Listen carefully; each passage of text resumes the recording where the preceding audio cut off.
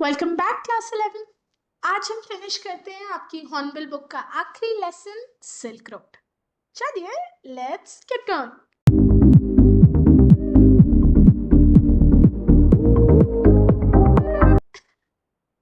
क्या देखा था हमने पार्ट 2 में हमने जाना ऑथर का experience in the town of और के बारे में। उन्होंने पहले बहुत कुछ जाना था कि लेक मानसरोवर के पास बैठ के कैसे लोगों के आंसू तक आ जाते हैं, लेकिन आज के टाइम में और की हालत बहुत खराब थी। हर तरफ से धूल मिट्टी एंड गंदगी थी जिसको देख के उन्हें बहुत बुरा लगा। एंड वो जो सोच के आए थे और के बारे में, क्योंकि उन्हें वो नहीं दिखा, वो थोड़े निराश भी थे। खैर, एक तरफ जहां लोग ज्यादा वक्त गुजारना पसंद किया करते थे और के शहर में लेक मानसरोवर के किनारे, नरेटर वहां से बस निकल जाना चाहता। तो वो और सेतन बढ़े अपने अगले डेस्टिनेशन की ओर, दार्जिलिंग। दार्चेन ओल्दो ऊंचाई के मामले में पहले से थोड़ा नीचा था, लगभग 4700 मीटर की ऊंचाई पे थे वो लोग। लेकिन उस रात नरेटर के कोल्ड ने उन्हें बहुत परेशान किया। उनकी नाक बंद हो गई थी, उन्हें सांस लेने में तकलीफ हो रही थी। एंड जब भी वो लेटने की कोशिश करते, उनके मन की आवाज उन्हें कहती कि अगर अब तो लेटा तो नहीं उठे। उन्हें इतनी ज्यादा परेशानी हुई पूरी रात। एंड उस परेशानी को जब उन्होंने सेतन को अगली सुबह बताया, तो सेतन उन्हें दार्चेन के मेडिकल कॉलेज ले गया। अब वो मेडिकल कॉलेज देखने में हॉस्पिटल जैसा कम, एक मॉनेस्ट्री जैसा ज्यादा था। एंड वहां के डॉक्टर भी रेगुलर डॉक्टर जैसे व्हाइट कोट स्टेथोस्कोप लिए नहीं घूम रहे थे। एक तिब्बतन की तरह वही लॉन्ग कोट पहने एक मॉन्क जैसे लग रहे थे। तो जब डॉक्टर को पता चले उसके सिम्टम्स, उन्होंने बताया कि इनको कोल्ड हुआ है, क्योंकि इतने ऑल्टीट्यूड पे ये पहली बार आए हैं, ये उसके आफ्टर इफेक्ट्स। एंड इन्हें डरने की जरूरत नहीं, ये कोरा करने के लिए एकदम ठीक हो जाए। आगे देखते हैं स्टोरी में क्या हुआ। So I walked out of the medical college clutching a brown envelope stuffed with 15 screws of paper. तो मतलब एक छोटा सा एनवेलप और उसमें 15 कागज की पुड़िया, और उन पुड़ियाओं में अलग अलग तरह की दवाई। 5 दिन का कोर्स था मेरा तिब्बतन दवाइयों का, जो मैंने उसी वक्त शुरू कर दिया। मैंने एक आफ्टर ब्रेकफास्ट पैकेज खोला और उसमें एक ब्राउन पाउडर था जो मुझे गर्म पानी के साथ लेना था। बिल्कुल दालचीनी वाला स्वाद था। और उसके बाद जो लंच और बेड टाइम वाले पैकेजेस थे, वो मुझे समझ नहीं आए क्या थे। दोनों में छोटे छोटे ब्राउन पेलेट्स, गोली थी ब्राउन कलर की। एंड ऐसा लग रहा था जैसे शीप डंग है, लाइक पट्टी है भेड़ की। बट जो भी था, मैंने खा लिया। उस रात पूरे दिन का कोर्स करके दवाई का मुझे बहुत अच्छी नींद आई, like a log, not a dead man. मतलब मैं सीधा सोया, चैन की नींद, मरा नहीं, बच गया। Once he saw that I was going to live, सेतन मुझे दार्जिलिंग छोड़कर चला गया लासा लौटने के लिए। एज अ बुद्धिस्ट, सेतन का मानना था कि उसे फर्क नहीं पड़ता अगर मैं गुजर भी जाता, क्योंकि बुद्धिस्ट लोग तो आफ्टर लाइफ में बहुत विश्वास रखते हैं। बट अगर उसके साथ आया एक बंदा मर गया, ये बात लोगों को पता चलती, तो उसके बिजनेस के लिए ये चीज अच्छी नहीं होती। खैर, सेतन अपनी तसल्ली करके दार्जिलिंग से लौट गया। Darjeeling did look so horrible एक अच्छी रात की नींद के बाद। अभी भी डस्टी था, थोड़ी बुरे हाल थे, एंड हर जगह गंदगी और पत्थर ही पत्थर। बट सूरज बहुत प्यारा चमक रहा था उस क्लियर ब्लू स्काई में। एंड वहां से हिमालयास का इतना ग्रैंड व्यू, वाह, मजा आ रहा था। एंड वहीं दूर से मुझे दिख रहा था हिमालयास का वहां का सबसे ऊंचा पीक, गुरलामांदर था। इतना खूबसूरत, बहुत थोड़े थोड़े बादल उस पीक के आसपास, एंड मैं वहां बैठ के बस उन नजारों का मजा ले रहा था। उस टाउन में रूडिमेंट्री जनरल स्टोर्स थे जो चाइनीज सिगरेट, सोप और बेसिक प्रोविजन का सामान बेच रहे थे। रूडिमेंट्री गुजारा चलाने लगे। एंड वहां पर प्रेयर फ्लैग्स भी बिक रहे थे। मेरे आगे कुछ मैन इकट्ठे हुए दोपहर के वक्त एक पूल गेम खेलने। वो पुराने जमाने की एक टेबल बड़ी अजीब सी लग रही थी उस ओपन एयर में। While nearby women, वो अपने लंबे लंबे बाल उस ठंडे ठंडे पानी में धो रहे थे, और मुझे उन्हें देख के डर लग रहा था। दार्जिलिंग जो है थोड़ा रिलैक्स शहर था, वहां लोगों को कोई जल्दी नहीं थी। बहुत सिंपल और बहुत काम लाइफस्टाइल वो लोग वहां गुजार रहे थे। बट मेरे लिए एक दिक्कत थी उस शहर में। जब तक मैं वहां पहुंच गया था कोई पिलग्रिम्स वहां नहीं आए थे, कोई भक्त दूसरे देशों से या दूसरे शहरों से अभी तक वहां नहीं पहुंचे थे।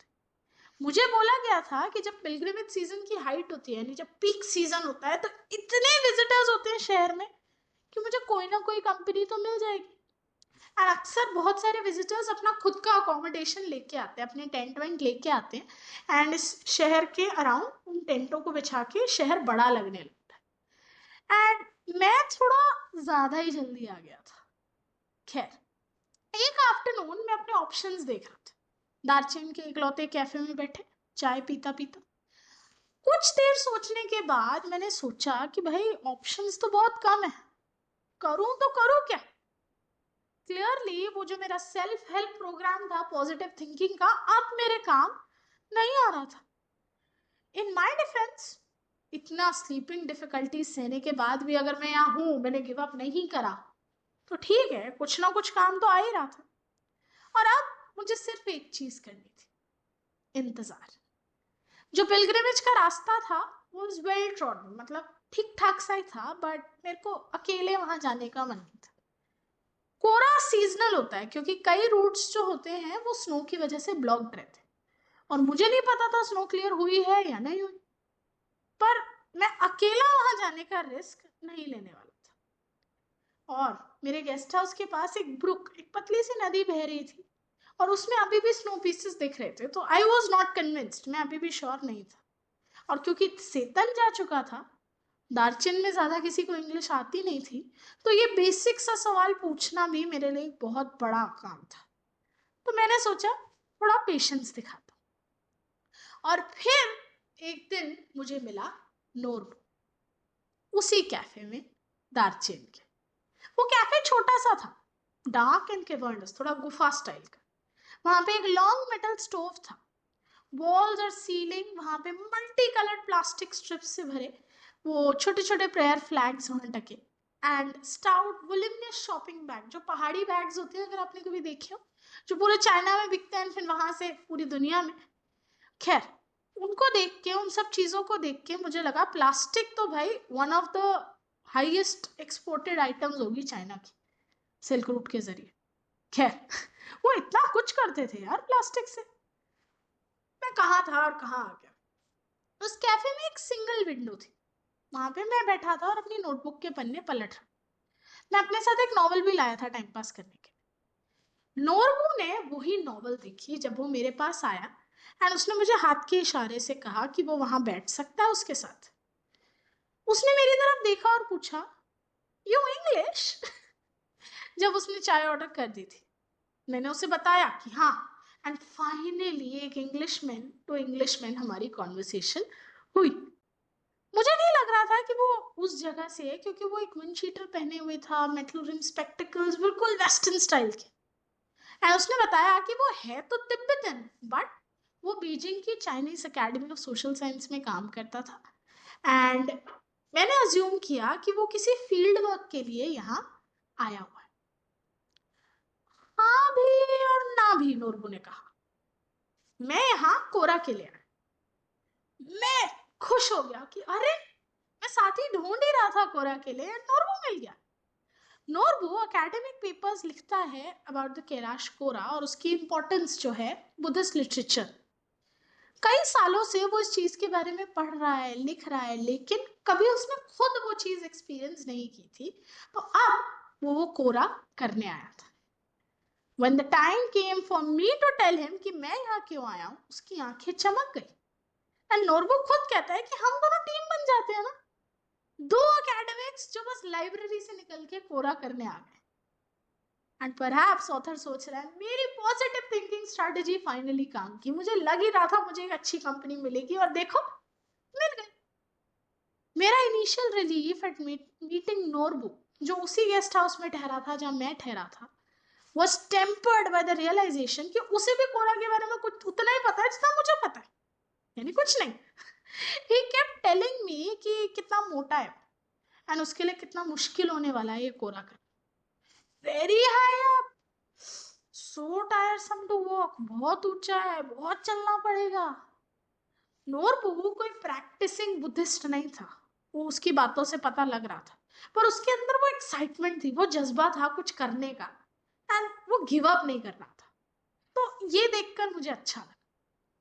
ऑल्दो मैंने सोचा था कि इनिशियली ये ट्रैक एक भक्तों के ग्रुप के साथ करूंगा, जो मुझे रास्ते भर बता भी पाएंगे किस चीज की क्या वैल्यू है, बट ऑन रिफ्लेक्शन मुझे लगा नोरबू ज्यादा बेटर कंपेनियन होगा मेरे।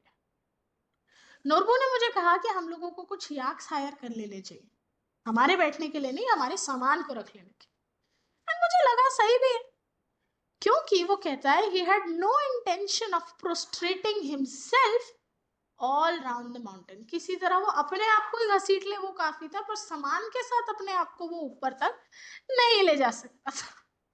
एंड वो ये बोलते हुए इतना तेज हंसा कि आसपास वाले सब हमें घूरने लगे। It wasn't a style, and anyway his tummy was too big। उसको देख के मुझे लग गया था कि भाई याक्स की जरूरत तो हमें पड़ेगी, बट ऑथर बहुत खुश था क्योंकि उसे कोरा के लिए एक बहुत अच्छा साथी मिल गया था। तो ये थी हमारी story silk road, about the experiences of Nick Middleton, जो कोरा के लिए डिटरमिन होके निकले। उनके रास्ते में इतनी हर्डल्स आई, कितनी बार उन्हें मौका था गिव अप करने का, पर उन्होंने गिव अप नहीं किया। वो डिटरमिन्ड रहे और उनकी पॉजिटिव थिंकिंग ने फाइनली उन्हें एक ऐसा साथी भी मिलवा दिया जिसके साथ मिलके वो हैप्पीली अपनी कोरा की जर्नी पूरी करने वाले थे। सो ये था हमारा प्यारा सा चैप्टर। मिलूंगी मैं आपसे अब आपकी अगली बुक के चैप्टर्स के साथ बहुत जल्द। तब तक के लिए बाय बाय।